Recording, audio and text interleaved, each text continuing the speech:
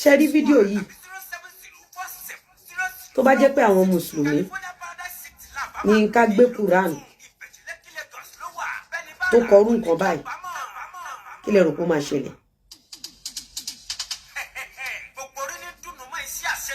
ẹ jẹ́ kí n máa gbọ́ lọ so ẹ ń fa háyà yín sínú okó àtòbò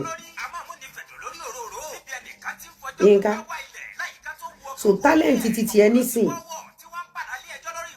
despite the fact pé ó ti bá yára titi ẹ jẹ́ fúnra rẹ̀. ẹ̀yin èèyàn wa Lizzy Anjorin ti tẹ̀síwájú láti máa dráàgì Yínká TNT lórí orin tí ó kọ nípa okó àti òbò. ẹ̀yin èèyàn wa ẹ jẹ́ ká wo nǹkan tí Lizzy Anjorin tí ó tún sọ nípa Yínká TNT o.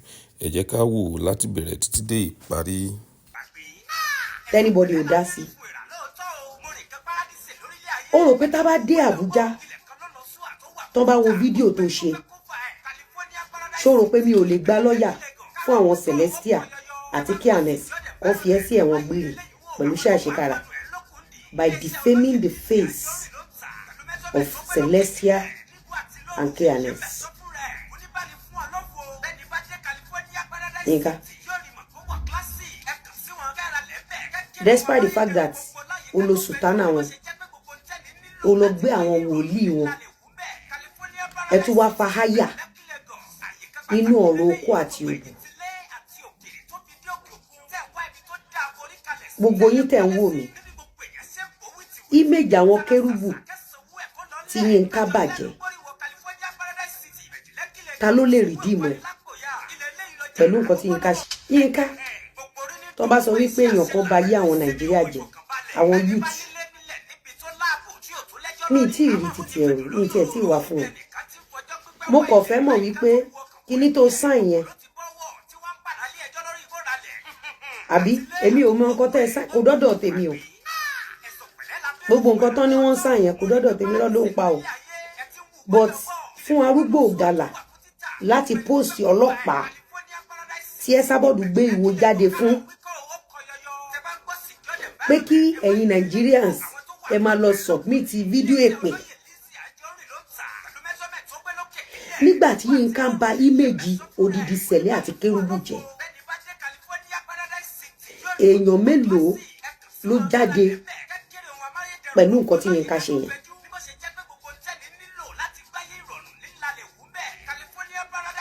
Destroying the image of Christianity. Kérúbù náà ti tọrọ rú àwa yìí. Kérúbù náà ti tọrọ rú àwa yìí. Àwọn ẹbí tèmi Sẹ̀lẹ̀ ni wọ́n.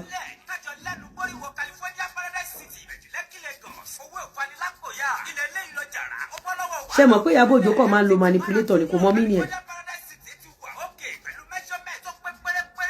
Nǹkan tó ṣe ni nà òun Yínká ó mọ̀ pé nǹkan tó ṣe tó ẹ́ pé mùsùlùmí ló ṣe sí ó mọ̀ pé wọ́n máa wọlé lọ yanjú ẹni náà arúgbó ẹ̀tù wọ́n máa wọlé lọ sórí àwọn fídíò ẹ̀kan wà tí wọ́n fún mi látànà tí n bá bẹ̀rẹ̀ sí ní analyse ẹ̀ fún ẹ lágbára Ọlọ́run àwọn Kérúbù àwọn Sẹ̀lẹ̀ àjẹkọmọ implication bó ṣe bà image wọn jẹ́ orí pé ò lo redeem kò fi ṣe orin yẹn ò lo winners kò fi ṣe orin yẹn Sẹ̀lẹ̀ àti Kérúbù aláyébáyé òun ló fi ṣe kéèsì okó àtòbò. Happy new month. Boko Haram, you've come today. Kan fi okó sínú òbò ẹ pẹ̀lú sùtánà àwọn Kérúbù àtàṣọ Sẹ̀lẹ̀ ó wá lọ wá àwọn wòlíì tí dáadáa wọn ti lọ́ọ̀kì dáadáa èlò ló san fún àwọn wòlíì yẹn wọ́n fi dalẹ̀ Kérúbù àti Sẹ̀lẹ̀.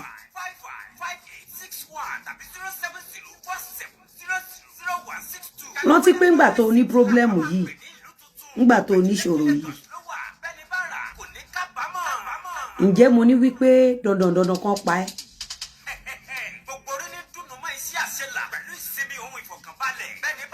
má wọrí abẹ́ submit fídíò ẹ̀ sórí pé a ní láti change voice ẹ̀ torí o ní copyright ó rò pé o ní copyright pé wọ́n untouchable abẹ́ rebrand ẹ̀ abẹ́ send video ẹ̀ sí àwọn headquarter àádẹ́ jẹ́ kí àwọn headquarter Sẹ̀lẹ̀ àti Kérúbù kàn mọ implication ṣó mọ̀ pé ìgbà tó lọ dáràn tán ó wá ṣe bí ẹni tó kọrin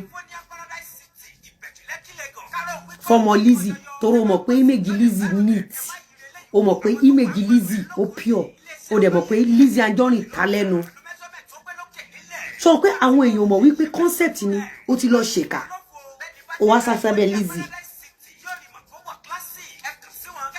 tẹ́ bá ti lọ forí kó mi ẹ wá sásábẹ́ Lizzy it takes ẹni tó ní ọpọlọ láti lè bá mọ̀ bí èyí blackmailer fẹ́ ṣe operate.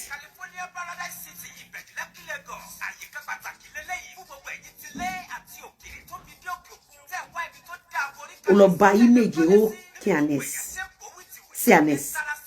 Kérúbù and Seraphim ó lọ bà image wọn jẹ́ gbogbo ohun tó fọjọ́ wọn ṣe gbogbo ohun tó fàyè wọn ṣe gbogbo àti wáyé wọn ó bà image wọn jẹ́ by using their sultana and their image fún immorality lójú gbogbo àgbáńlá ayé nítorí pé wọ́n fẹ́ gba monetization nígbà tó wá lọ ṣèkà yẹn tán wọ́n sáwá sábẹ́ Lizzy bí ká ní kó jọ̀rẹ̀ Lizzy ó wá ló kọrin so that àwọn èèyàn á lè àtàkì ọ̀tá ọmọ Lizzy. Yinka, you've been an enemy for very long time. You've been an enemy for sorry, it takes people that are smart láti lè mọ bẹ́ẹ̀ ṣe operate. Ọ̀pọ̀lọpọ̀ yín tẹ̀ ń wò mí lálẹ́ yìí ẹ máa wò pé ṣiṣẹ́ ẹ̀rọ náà lọ because pay attention. At times your best friend àwọn gbogbo ni ò jẹ́ kẹ́ rọ́nà lọ because some people become a best friend to you because they are destroying you and they need to move closer to you to pretend as if àwọn ń ṣe é lóore. Ìwọ tí méje ti bàjẹ́ ìwọ tó ti bàjẹ́ fún ní society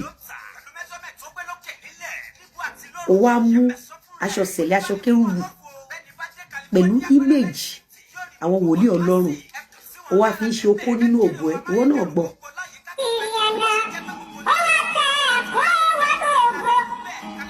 Gbogbo ẹ̀yin tí ẹ wà highly educated nǹkan tí Yinka ṣe yìí is it a stigma to Celestial Church of Christ and Kérúbù or not? tó bá ní owó tó bá ní education pẹ̀lú nǹkan tí Yinka ṣe sí image Celestial àti Kérúbù yìí ṣó lè jẹ́ kọ́mọ ẹ lọ síbẹ̀. Kí ló dé tí Yinka ò ṣe lo kí ló tí ò ṣe lo ọ̀dọ̀ àwọn bàbá wa winners? Kí ló dé tí ò ṣe lo bàbá wa Oyedepo àti bàbá wa Regine? Kí ló tí ò ṣe lo àwọn yẹn? Kí ló dé tí Yinka ṣe padà lọ sí Kérúbù àti Sẹ̀lẹ̀ just to ruin their image? Ẹ má bínú ẹ̀yin lọ́nà tán bá ní pé kí gbogbo ọmọ Nàìjíríà parapọ̀ ká rìpọ́ọ̀tù èèyàn kan ní Nàìjíríà yìí Yinka tó pèrè ẹ̀ ní mental nurse àbí kí ló pèrè ẹ̀ ṣé nǹkan tí Yinka ṣe ìṣòdà mo sì ń bọ̀ wá fully mo kàn fẹ́ kẹ́ ẹ wà prepare lẹ́nu mo máa drop Ìyábọ̀ Òjó ní 9 o'clock or 9:30 fi image Celestial àti Kérúbù ó fi ṣe blue film lójú gbogbo àgbáńlá ayé.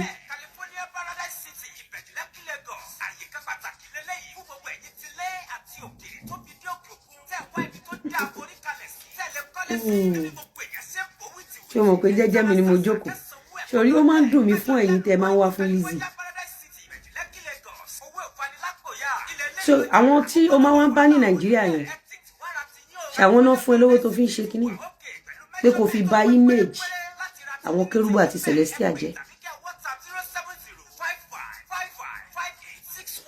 sórí nígbà tí tí ẹ ṣẹlẹ̀ mo mọ nǹkan tí mo lè sọ bọ́ mi kì í ṣọ̀tá ajé mi ìdẹ̀ kì í ṣọ̀tá èèyàn mi ìdẹ̀ ń dá sọ̀rọ̀ lọ́rọ̀ ọ̀rọ̀ shine ladies tí mo dá sí torí wípé it has to do with Akeem and it has to do with Rakumi Onigbana and the reason why I am analysing that show it takes ẹni tó ní ọpọlọ láti mọ̀ wípé èyí tó pèrè ẹ̀ ní ṣáínṣáín bó tẹ̀ ti lè jẹ́ pé wọ́n jọ ń hùwà burú sí mi ni but yet mi ìfẹ́ kí ìyà jẹ because àwọn ọmọ tó máa ń lo fake account kiri yẹn wọ́n máa ń push irọ́ jáde nípa èèyàn torí victim ò kí ní platform. So I purposely use my platform to help one of my enemy.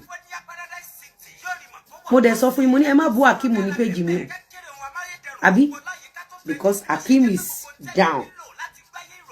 Mo ní ẹ má bú ní page mi o.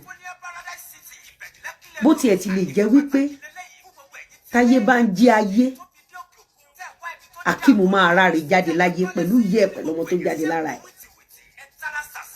Pẹ̀lú gbogbo nǹkan tó dùn mọ́ nínú. This is just the beginning. Fún gbogbo ẹ̀yin tẹ́ mọ̀ bẹ̀rẹ̀ ọ̀rọ̀ èmi àti Ìyábọ̀ Òjó tẹ́ wá àdàbí àdà yín nídàkudà tọmọtọmọ yín tẹbí tara yín àdà yín síbànújẹ́ tí ò ní tán nínú ìdílé yín alárọ̀mọdọ́mọ yín